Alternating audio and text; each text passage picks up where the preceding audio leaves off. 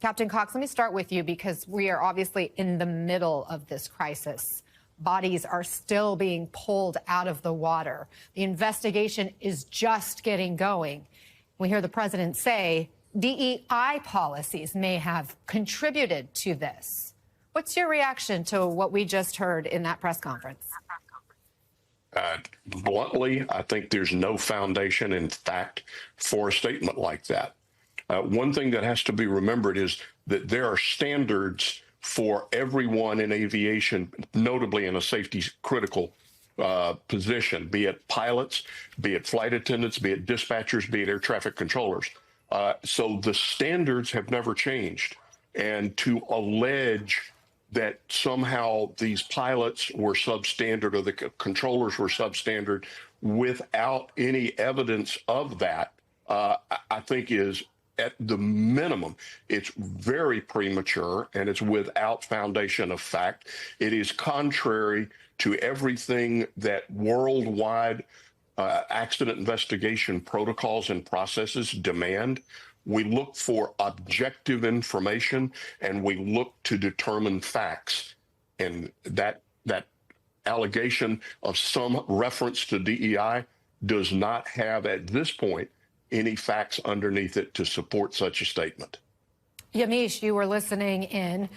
You have covered Washington for many, many years. As you were listening, do we know what the president was trying to accomplish and what stood out to you? Well, it was striking. The president started off by being a consoler-in-chief, talking about the fact that he wanted to take a moment of silence for these families whose loved ones, as you said, are still being pulled from the Potomac River as we speak. But then he made a hard pivot, and that hard pivot was to attacking Democrats, attacking diversity, equity, and inclusion programs, attacking former President Obama and former President Biden, as well as the former Secretary of Transportation, Pete Buttigieg. And I think it really it's striking that President Trump said that the way that he came to the idea that diversity had something to do with this was because he has, quote, common sense. He was asked directly, do you have any evidence that shows that diversity programs led to this crash or contributed in any way? And he didn't give any evidence. All he said was that common sense led him to believe this. Now, we know that the president, when he was campaigning, as well as this first few weeks of his presidency, that he's made attacking diversity, equity, inclusion programs a key part of his administration, and it made it a key part of his campaign. But I think in this moment, there's still a lot of questions of why he came to that, even though he's saying it's because of common sense. So I think there are a lot of people that I'm now in touch with who are, frankly, very surprised that the president went there, that the president talked about this. We still don't know very much about why this crash happened or the sort of identities of the pilots here. So I think it just begs the question that there are a lot of questions that need to be answered here. And President Trump, frankly, a lot of people are seeing that he wasn't giving a lot of answers. In fact, he was just sort of going back to the things that he's gone to, culture war issues, diversity issues, and in a moment where I think a lot of the nation was waiting for him to give more concrete answers, Anna. Chris, you're there at the river. What can you tell us about the recovery efforts and what's happening right now as far as multiple agencies all trying to coordinate a response? And it is multiple agencies, and the divers are in the water. That's the latest we heard, Anna. And in fact, one official said that this is the largest recovery effort of its kind that they have seen in decades in the Washington, D.C. area. And to say that it has been challenging over the last 15 hours would be to understate it. But obviously, they have a goal and they have a determination to recover all 67 bodies. We learned earlier today that from that plane, they have recovered 27 of the 64 people, and on the helicopter, one of the 3 people. But it all started last night when an alert call came in at 8:48 p.m. They realized very quickly that out on the waters of the Potomac, there had indeed been a crash. And you can see I'm just across the street from, first of all, where you see that white building. That is D.C. National Airport. And then beyond that is the Potomac. It is over there where the crash occurred.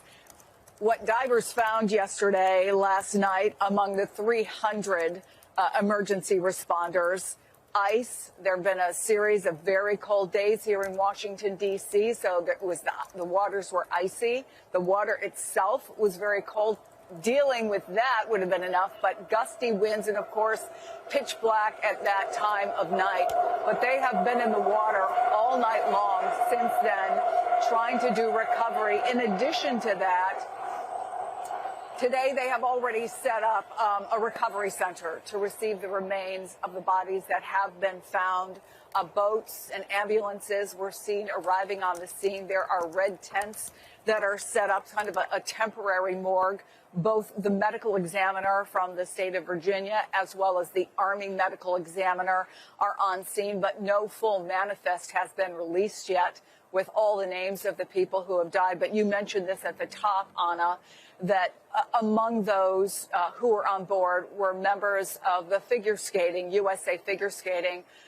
There had been the national championships in Wichita, followed by a training program. It's a very prestigious thing for a young skater to be involved as a young person in this training program. They were there, many with their parents, some with their coaches.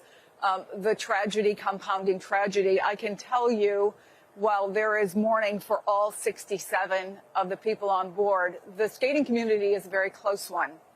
They lead lives that are unique, going to the skating rink with mom or dad at 5 o'clock in the morning, traveling the world sometimes for competitions. Yes, competitors, but also friends, because they're in a situation that very few people their age can know. And I've spoken to someone inside the figure skating community, and not surprisingly, the devastation is being felt in a very, very deep way. There were very young people on board. In fact, the Boston Figure Skating Club did hold a press conference this morning and say that they had members on board that who were teenagers.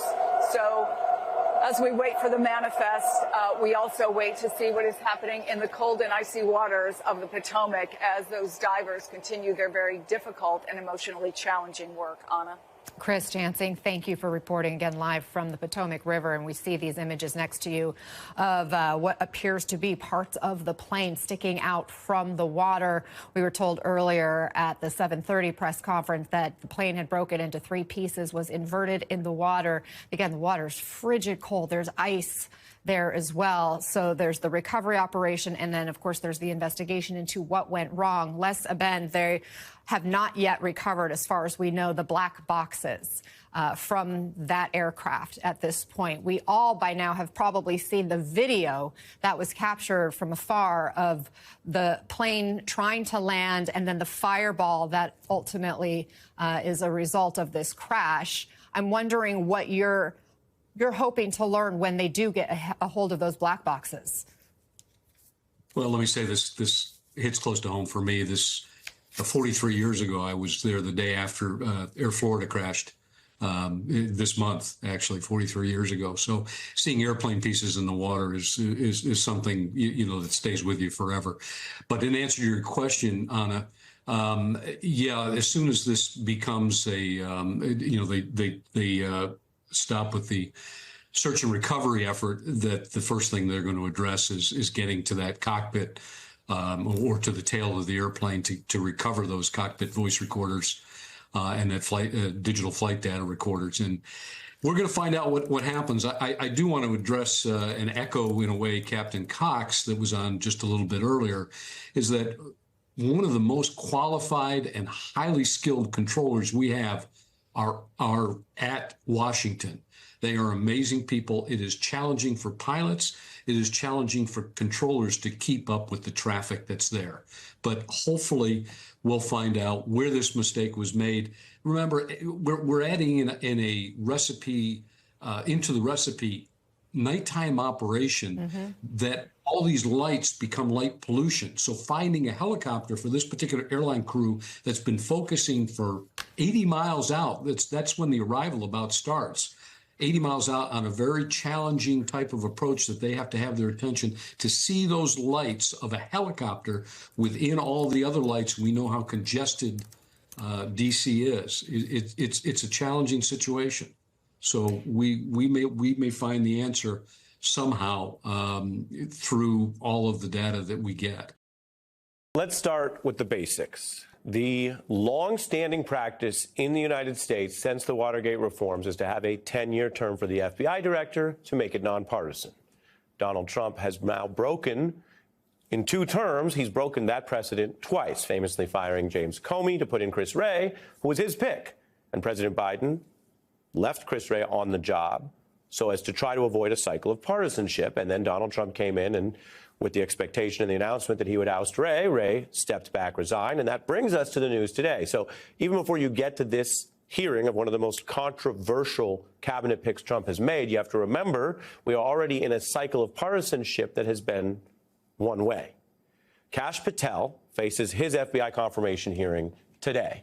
The New York Times summarized some of the back and forth like this. Patel alternated between deference and defiance, repeatedly distancing himself from his own previous statements because apparently they are too much even for a Senate that is under Republican control. He can get through on a party line vote, but he had to walk back certain statements. And this is what Democrats partly zeroed in on. What they see as not opinions or observations or speculation about Mr. Patel, but rather using this process and their powers, even a minority, to put him under oath and to scrutinize him for what he himself has said about January 6th, which is a convicted sedition against the United States, even though it has since been pardoned by Donald Trump, about who won the 2020 race, which relates to some of the criminal activities that day, as well as the idea that Patel would go after what he calls miscreants or government gangsters or enemies. The verbiage has been debated, and we'll get to that. But whether he would use or misuse law enforcement power to go after basically Donald Trump's political opponents. Mr. Patel has neither the experience, the temperament, nor the judgment to lead. Did Donald Trump lose the 2020 presidential election? President Biden's election was certified. He was the president. I don't know how else to say it. Well, the other way to say it is he won. I find it troubling that you do not know the law here. And let me tell you what the law is. Tell them you're proud of what you did, Mr. Patel. This is not about bingo cards or games. This is not about revenge. That was your first test. You failed it. You can see at times the Democratic senators used what they have there, this colloquy with him, to make their points because they found their view. They found him to be at times simply evasive, and so they would hammer the points we quoted there. Now, Republicans who have clamored for a lot of changes inside law enforcement, some say it's like, quote unquote, working the ref, appeared to now view Patel as someone that they've been looking for. You will not lie, and that's why I wholeheartedly support you. Making up evidence, lying to get Donald Trump. Do you promise all of us those days are over at the FBI? Yes, Senator. Well, there is absolutely no doubt that you have the experience and the expertise to lead the FBI. You've made a lot of people mad, haven't you? If you're not ticking off some people, you're not doing your job right. Why are the Democrats so afraid of you? You're going to get confirmed, and you're going to lead this agency back to what it always should have been. Now, that was some of the tenor on the Republican side. And just to state this in plain English, clear as possible, as we try to do around here, there are plenty of valid debates about federal law enforcement. And so in eras past, we've had debates at the Attorney General and FBI confirmations about those policies. How preventive should the FBI be? How much counterterror intelligence should it use? Should it be trying to prevent and stop certain types of threats or crimes? Or should it, more like local police, only round people up and react? And there have been big, robust debates about that, and that's all fair game. But today, one of the largest issues was not even about those kind of policy debates. It's about what we might call ethics or honesty or the Constitution. Because you have to remember, the FBI, before the reforms that have held for the last 50 years, was a place that was abused. If you go to a normal law school or a normal school that doesn't have a partisan agenda, you will learn about how the FBI was used against dissidents, against civil rights leaders. Martin Luther King holiday came recently. It's a holiday because the United States, on a bipartisan basis, has recognized Martin Luther King as a civil rights leader worthy of respect. And yet he and other civil rights leaders faced what looked like abuse of power historically by the FBI. So Whether we go back to that or not is a question more of ethics than policy. Do you want people who are allegedly, potentially unethical, pursuing what I mentioned, enemies lists and abuse of power, to go after people because they criticize the government or civil rights dissidents or are political opponents of the administration? And that brings us to something that I want to be as fair as possible. It has sparked a conversation about a, quote, enemies list. Even Trump officials have talked about how they may or may not want an enemies list. But let's quote exactly. It's a list of 60 names. It's in Patel's book, and we'll show you. It's been referred to as an enemies list. It reads like a list of enemies. It is, in his words, and I'm going to leave this up on the screen because we want to be fair about the evidence. You see the headline there. It's an appendix of members of the executive branch deep state. That's a term that Donald Trump has used with derision and sometimes it suggests that people are disloyal. And you can see the quote at the upper left, it is what he calls, Mr. Patel, quote, government gangsters. Now, you can decide what the word gangster means. For most people, it's something bad and sometimes criminal. And if there's a gangster around, you might want them arrested or charged. This is what many people have referred to as the so-called, quote, enemies list. And that brings us to the other person dealing with law enforcement. According to Donald Trump, the Attorney General picked Pam Bondi. The DOJ and the FBI are supposed to work hand in hand. It's complicated because we've seen tension between the agencies for sure. But I want to remind you today what Pam Bondi, who is Trump's pick, said at her own confirmation hearing under oath. She was questioned about what I just reminded you, this government gangsters list or enemies list from Patel. And this is what she said. There will never be an enemies list within the Department of Justice. When Trump wins in 2024 and is in power in 2025, we can prosecute them. You're reading a partial statement, so I'm unable to fully respond. Been referred to as an enemies list. You've called them deep state. It's not an enemies list. That is a total mischaracterization. Do you plan to investigate James Comey, who's on your list? I have no intentions of going backwards. How about and Bill every Barr? intention of using the Constitution. If President Trump were to order you to open an investigation into any of these individuals, let's say Vice President Harris, would you?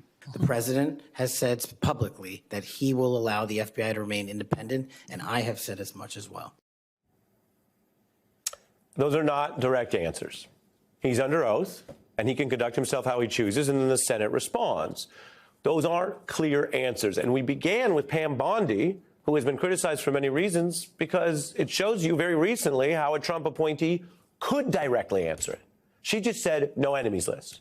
She didn't say, what do you mean by enemies, or gangster is different than enemy, or deep state is different than that. And in all fairness, I showed you the materials so you can make your own mind up. But what we got from Patel today under oath was at times some distancing, suggesting that he knew he needed to do something more to try to keep his nomination alive. That's typically how these hearings work. And yet, on this core question of whether he, someone who's talked about taking apart the FBI as we know it, gutting or emptying out the Hoover building, going after, quote, government gangsters and deep state people, will he do that looking backwards? He couldn't give you the direct no that Pam Bondi said, no enemies list. And Patel is being asked these questions not randomly, not because of people are paranoid, but because he is at best, diplomatically, a somewhat unusual pick for this type of job, with less of the type of federal law enforcement managerial experience that other people have had, who also has explicitly discussed the idea, plan, or threat of going after people, not for what they do, not because they were found guilty of crimes or evidence, but because of who they are, that they disagree with him or MAGA or Trump, that they do journalism or other things in science or facts that they view as somehow a problem. And under oath, he failed to distance himself from those key past claims. The Clappers and the Brennans and the Comeys of the world will always lie. We will prosecute them for lying to Congress. Do you plan to investigate James Comey, who's on your list? I have no intentions of going backwards. There may be a full-fledged investigation into those in Congress who aided and abetted this corrupt criminal activity. You say you're going to ferret out the deep state? No one Yes or that no? did not break the law will be investigated. So which is it? Is it listing names and vowing to investigate them, which is what you just heard, and it goes on like that? Or is it the semi-distancing but ultimately pretty vague statements he made today? And remember, when pressed on the enemies list, which Pam Bondi was able to say, no enemies list, he said, well, we're not going to look backwards. You don't need to be a lawyer to know that all criminal investigations look backwards, because this ain't Tom Cruise's Minority Report. You don't prosecute crimes that may occur in the future. So his non-denial, semi-distancing statement was not exactly even passing what you might call the Pam Bondi test. An hour and a half from sunset in our nation's capital, where recovery crews are still scouring the Potomac River following that deadly collision between a passenger plane and an Army helicopter near Ronald Reagan Airport last night. Earlier today, officials confirmed what many have feared, that none of the 64 people aboard the plane nor any of the 3 people aboard the helicopter survived. So while teams work through the wreckage, the rest of us are left to go about 3 important undertakings, as laid out and articulated by Virginia Senator Tim Kaine earlier today. Those 3 things are sorrow, thanks, and questions. Sorrow for the victims and their loved ones who have lost absolutely everything in an instant. Thanks and gratitude for rescue and recovery crews who have worked tirelessly in frigid waters and conditions. And questions for investigators about how this could have happened in the first place, so that we can make sure it doesn't happen again. Because the cause of this tragedy and what led up to it are still, as far as we know, unknown. And yet, from the most powerful podium in the world, the White House briefing room earlier today, Donald Trump, the new president, citing 0 evidence or facts, placed blame squarely at the feet of previous presidential administrations and programs having to do with diversity, equity, and inclusion, DEI. Watch. I changed the Obama standards from very mediocre at best to extraordinary. I put safety first. Obama, Biden, and the Democrats put policy first.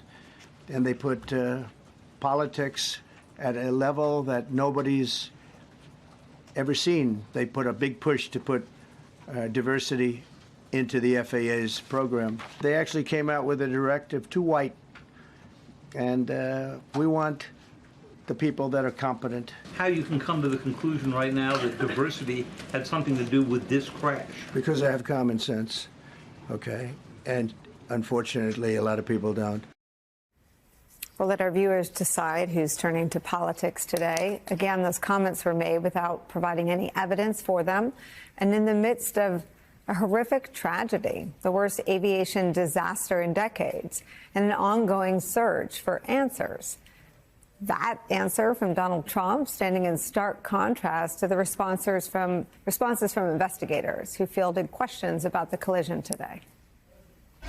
We do not know enough facts to be able to rule in or out human factor, mechanical factors. That is part of the NTSB investigative process, and where all of these groups will come together. It's one of the reasons why the NTSB is known as the gold standard. We will take the time that's necessary. You need to give us time. You need to give NTSB, it's not that we don't have information. We do have information. We have data. We have substantial amounts of information. We need to verify information. We need to take our time to make sure it is accurate. That's best for you. That's important for the families. It's important for legislators who are seeking answers to try to figure out what they're going to do about this. And so it will take time. We do have a lot of information, but we need some time to verify that.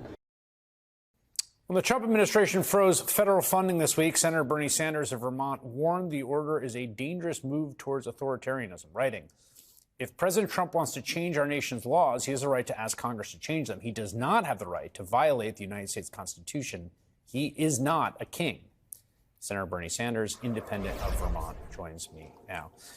Senator, it's striking to me that members of your august body, who say whatever you want about them, generally like their own power, would willingly move to confirm a man in Russell Vought, who's before the Budget Committee, to head OMB, when it is the position of that individual that the president has every right to completely bypass the Senate and the Budget Committee on matters of spending.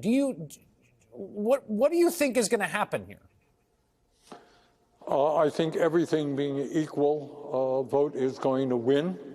I suspect virtually all Democrats will vote against him. I think all Republicans will vote for him.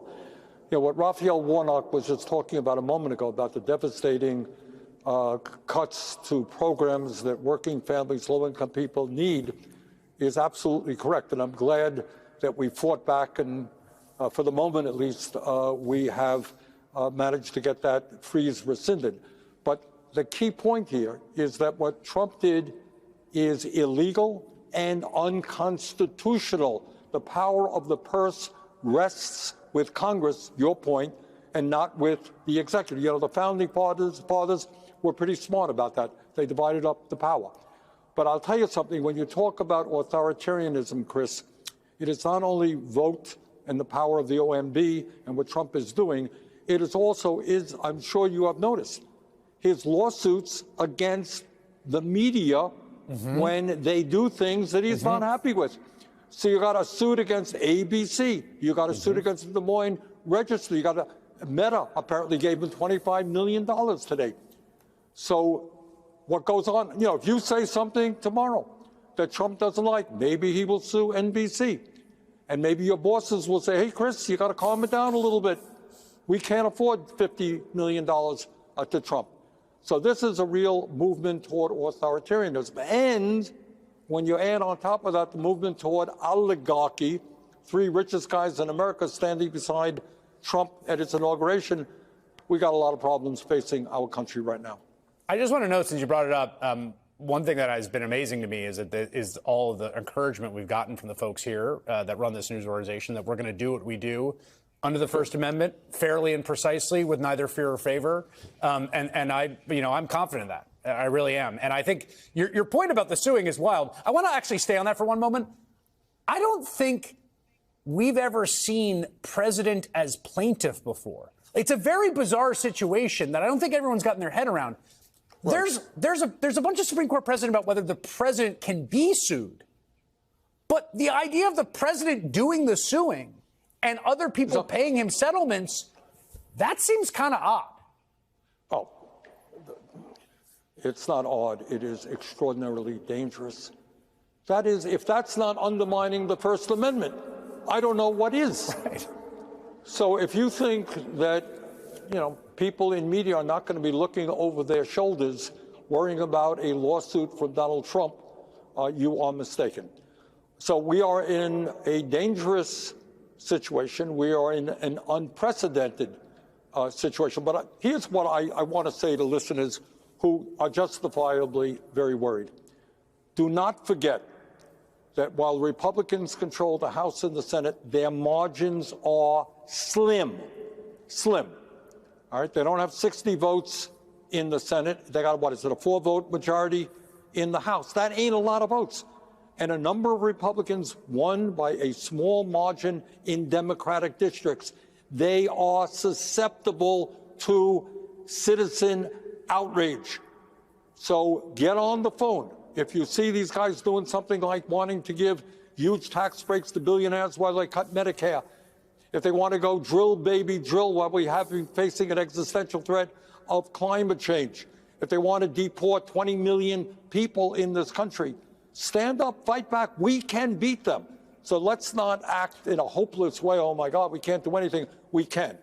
Longer term, obviously, we need to do what the Democratic Party has not done, has become the party of the working class, develop a strong grassroots movement with labor unions, with young people, with people of color, and organize and fight back. The progressive agenda, and I say this over and over again, is the people's agenda. It is wildly popular. People understand the current healthcare system is broken. They want universal healthcare. Healthcare is a human right. They want to raise the starvation minimum wage can I ask you about healthcare? To a living wage. Yeah. I mean, you've got, and it connects to your first point, which is that it's not like all this is a fait accompli. Robert Kennedy Jr., who you interviewed and you asked him about those onesies, which was an instantly iconic moment. I'm not going to play it now because I want to get your answer here. I don't think it's a sure thing that he's going to be confirmed. And I thought the concerns from some Republicans were quite persuasive, including Senator Cassidy, who used to be a doctor. What do you think? Well, I sit next to Senator Cassidy. He was the ranking member, and I was the chair. Now I'm the ranking member. He's the chair. He is a doctor, and he's nobody's fool.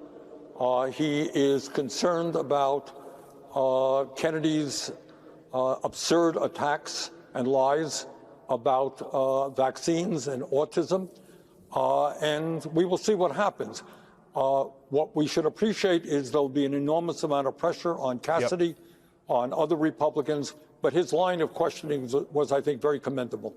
Yeah, Senator Bernie Sanders, who asked Kennedy if he could just say whether vaccines and autism were linked, wouldn't answer his question. Thank you so much, Senator. Appreciate it. Thank you, Chris. Donald Trump nominees Kash Patel and Tulsi Gabbard are facing their first confirmation hearings today. Gabbard, Trump's pick to be director of national intelligence, faced repeated questions over her attempts to pardon former NSA intelligence contractor Edward Snowden, with Republicans and Democrats pressing her to declare Snowden once and for all a traitor. This is a big deal to everybody here because it's a big deal to everybody that you'll also oversee in that role as well. And so it's helpful for them to be able to hear your heart on this. So was Edward Snowden a traitor?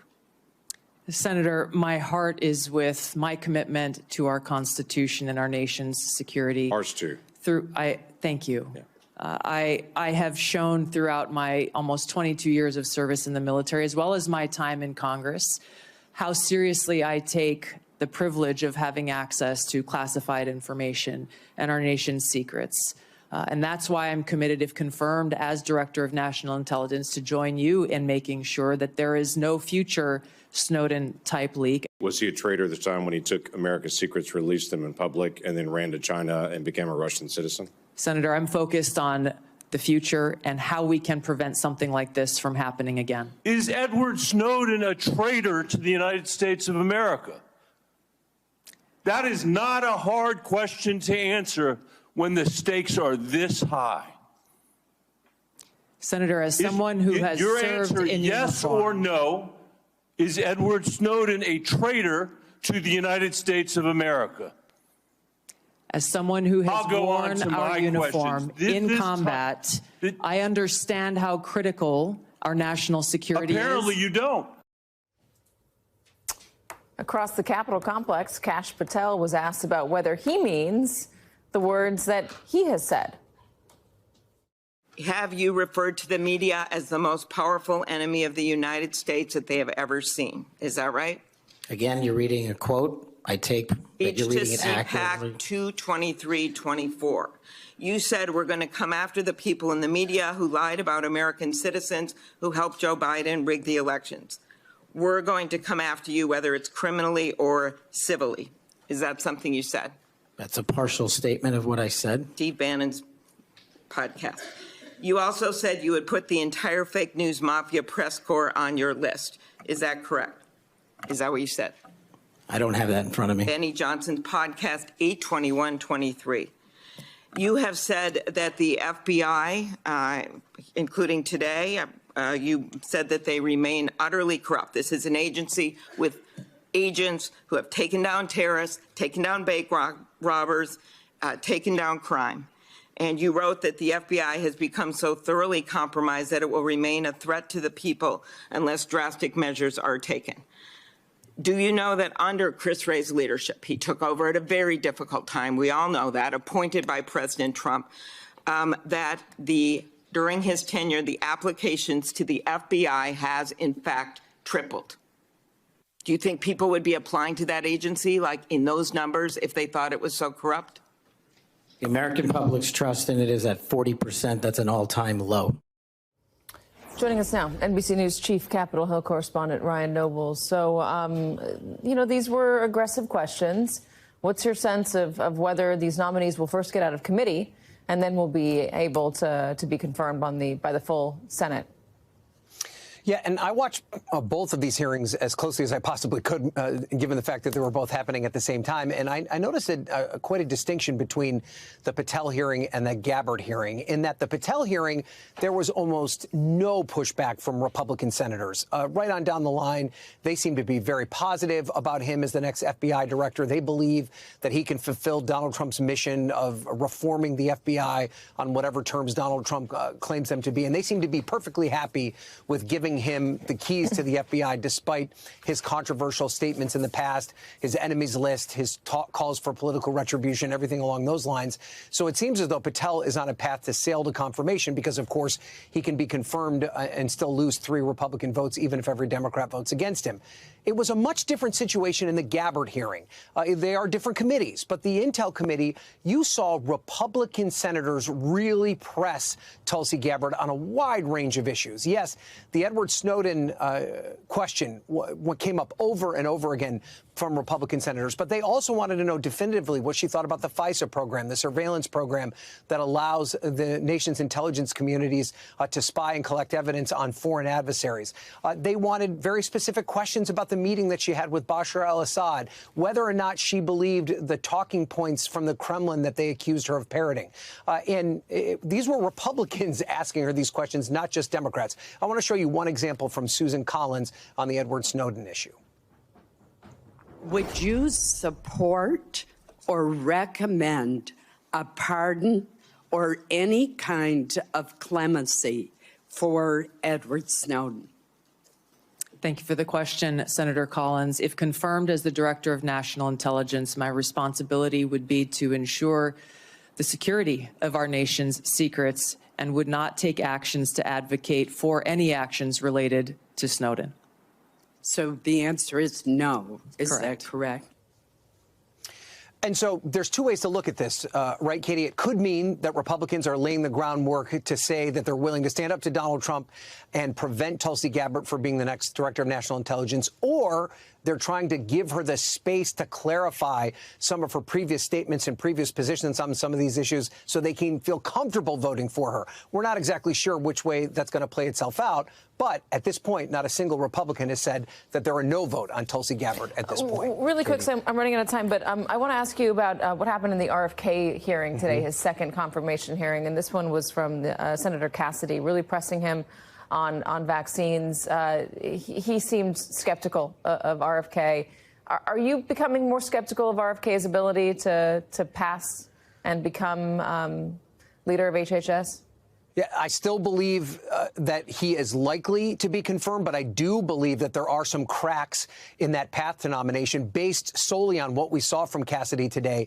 Cassidy said for the first time on the record in a public setting that he had real questions about RFK Jr.'s nomination, which I think is very significant. Said specifically he wanted clarity on the vaccine issue and felt that he didn't get it. If Cassidy is a no vote, that could lead to many others. At this point, he hasn't said whether or not he'll vote yes or no, but he could be a leading indicator of where this nomination is headed, because keep in mind, he needs to get out of committee first. If Cassidy votes no in the committee, it'll be very difficult for RFK Jr. to get his vote all the way to the floor.